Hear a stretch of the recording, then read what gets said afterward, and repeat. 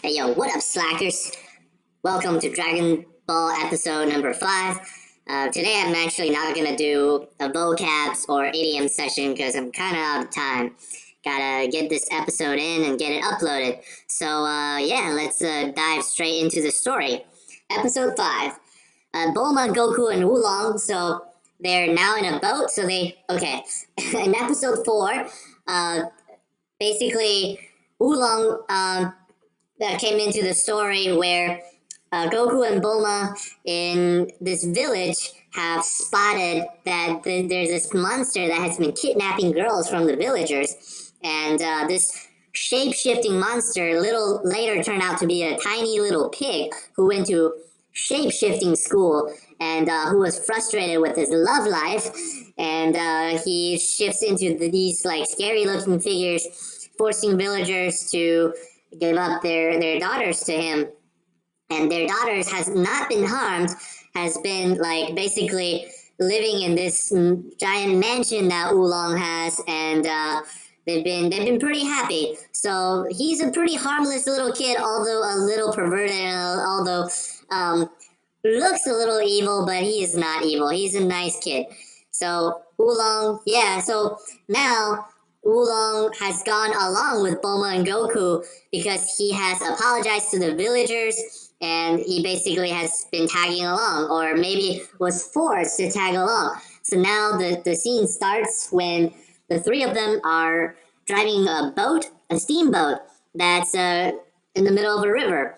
And Bulma also thinks that the shape-shifting ability of Oolong will come in really handy when they go out and look for more Dragon Balls. So that's why she wanted to keep him there. But Oolong really, really didn't like it that much, and he wanted to run away every opportunity that he got. So when he saw a chance, he turned into a fish and jumped out of the boat into the water. And then that's when he actually heard that the place where Bulma wants to take them was Fire Mountain, and apparently that's a pretty scary place. So he started running away, or swimming away rather, as a fish. Goku's not taking any of that. He went after Oolong, but before he was able to catch Oolong, that wasn't really necessary because Bulma basically has a way to get the little guy back by tossing a pair of her underwears, just dangling it in front of the fish that Oolong turned into, and this little pervert, of course, came back to the boat and back to Bulma. So and Bulma then gave Oolong a little vitamin pill and said, "Take it because it's gonna be good for him." Oolong, of course, obliges and takes the pill. Then the next thing you know, the boat ran out of gas, and they could go no further. But hey, Bulma had the foresight that that Oolong can really turn into anything that he can. So why not just turn him into a paddle? And that's exactly what he did, and they were able to get to the shore. So then, on the shore, Bulma noticed that her magic capsules, or they're called dino caps, are missing because in previous episodes, she's been using these capsules to turn them into different things, including like houses, boats, motorbikes, and even cars. So these are pretty cool inventions that she keeps with her, but she found them stolen, and of course she would think Oolong was the one that stole them. So as Oolong was about to run away and sneak away, or rather sneak off, Bulma makes a piggy sound, and then Oolong realized that he has to go to the bathroom. So yeah, that's no coincidence, because Bulma tells Oolong the vitamin pill that he gave him to take, well, that was the pill that makes him wanting to go to the bathroom every time she makes a piggy sound. So with that, now Oolong is, basically Bulma has Oolong in his collars or on a leash, yeah, there. Bulma has now Oolong on a leash, and figuratively, of course, because that he basically cannot run away, and um and yeah, I guess Oolong hated himself for taking that little vitamin pill, um and then knowing that their boat has run out of gas, Bulma wants to proceed further on land by ordering Oolong to turn into a motorbike. He does, but then he finds out that the motorbike doesn't work because Oolong told her that although he can do shape shifting, but he's not gonna become more powerful or be able to do the things that he's turning into can do. So he's not gonna be able to and be like a motorbike and just like driving on a dirt road. So yeah, good luck to the pack of three getting to Fire Mountain where they're trying to get to. And then the next thing that they know is they have to walk, and they're walking past Diablo Desert. This, I guess, is just like the Nevada desert, where there's nothing much but like cactus and nothing else. And in distance, there's a blue cat using a telescope to spy on them, and there's a man next to the cat, and they're talking to each other actually, and they're talking about it's really been a while since they've last had a prey, and I guess these two are the desert hunters. So they got onto a flying bike, and later that flying bike was being called a jet squirrel, and they quickly approached the three. Yeah, in the meantime, Bulma was complaining that all her capsules are gone and she couldn't find them. And she eventually just passed out because of the heat of the desert. So Oolong and Goku are the only ones left. And when the man and the blue cat showed up, they had a pleasant introduction because the man called himself Yamcha, the desert bandit, and the flying blue cat was actually being recognized by Oolong as Puar. That's a cool name. That's a very exotic name. Better than Yamcha. Puar, because Oolong and Puar actually went to shapeshifting school together. And Puar, of course, recognizes Oolong, but he remembers Oolong as a bully. Well, he still is, kind of, only now under the reign of Bulma.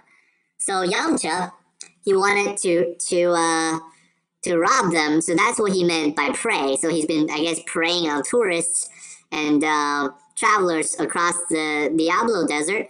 And they saw these guys as his chance. So he challenged Goku to a fight, and Goku started fighting back and engaged him in a fight. So Goku used the power pole, whereas Yamcha used his sword. But quickly realizing that Goku is very powerful, Yamcha takes a break and asks Goku whether he knows Gohan, because the only place that he recognized the power pole from was the old man Gohan, and apparently he knows him. And I guess Goku didn't respond to any of his inquiries, and then they resumed fighting. Then Yamcha basically pulled out a very powerful attack.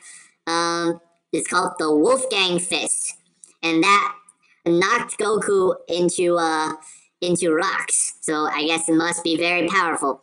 And being knocked into rocks or walls or into the ground, holes in the ground, it's going to be a common theme in Dragon Ball fights. So this series definitely has some powerful moves. that can, yeah, knock people into mountains, deserts, and making deep holes in the ground and creating big damages to infrastructures. So yeah, be prepared. Yeah, so then Yamcha thought, okay, I knocked the kid into a rock, he must be defeated. So he now turns to Oolong, and Oolong tries to fly away by turning into a fly. But Puar, knowing Oolong all that well, of course, turns him into a fly swatter and knocks him out of his form. So Oolong is kind of screwed. Yeah, just when he was about to hand a capsule, I guess he stole a capsule from Bulma, or he stole the capsules from Bulma. Goku got up and got out of the rubble of that rock that he was buried, and he re-engaged Yamcha. So just when Yamcha was like, "Oh, come on, man, give me a break. This kid, he's not, he barely had a scratch," and just when he was about to pull out another move, I guess pull out the same move, um, the Wolfgang Fist again.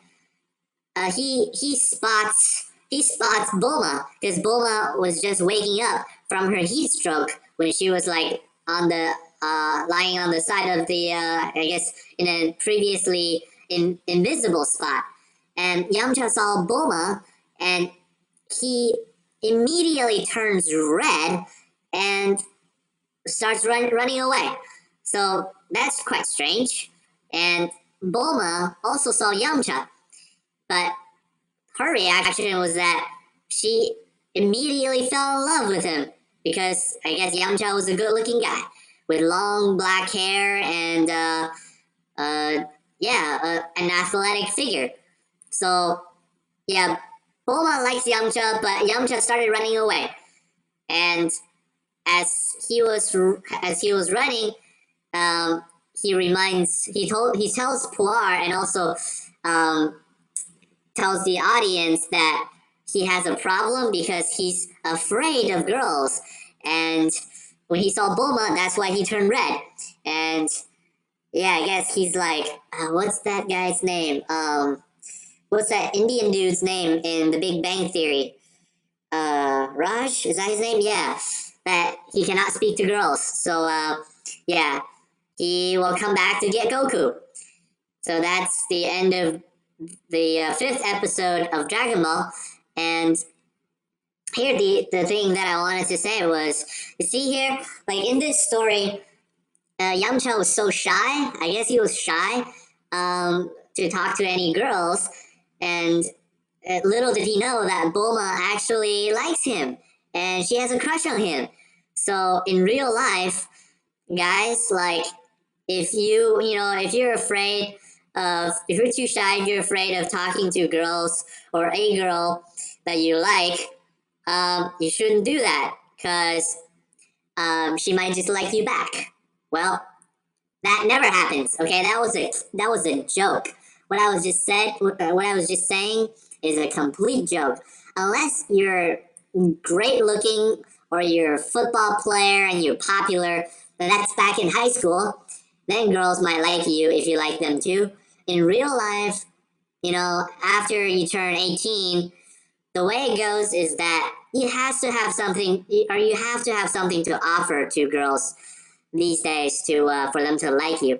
Unless you're hot, either by your looks, or you got a really nice built body and a tight ass that is even visible through like layers of sweats. I don't know.